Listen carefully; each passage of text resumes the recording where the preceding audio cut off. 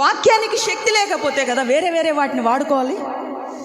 హల్లెలూయా, హల్లెలూయా. వాక్యం ఏం చేస్తుందంటే కీళ్ళలోనికి, మూలుగుల్లోనికి, అది కండరాల్లోనికి ఎక్కడెక్కడికో వెళ్ళి రెండంచుల ఖడ్గముగా మనుషుని హృదయములో దూరి అదేం చేస్తుందంటే పని చేస్తుంది. Amen, amen. వాక్యము ఆకాశం నుండి వర్షం వచ్చి భూమిని తడిపి విత్తువానికి విత్తనం, భుజించువానికి ఆహారం ఉండేటట్లుగా అది ఎలాగ పనిచేస్తుందో, వర్షం వచ్చి ఎలా పనిచేస్తుందో అలాగే నా నోటి నుండి వచ్చి వచనము ఉండునని వాక్యం చెబుతుంది.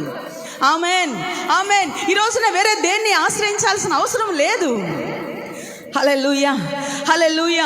ఆయన పని చేస్తూ ఉంటాడు. సంఘముగా ఆ దేవుని వాక్యము ప్రబలమై అది విస్తరించాలని, స్థిరపరచబడాలని, అద్భుతాల ద్వారా, సూచక్రియల ద్వారా ప్రతి హృదయములో అది పని చేయాలని సంఘముగా ప్రార్థన చేయాలి.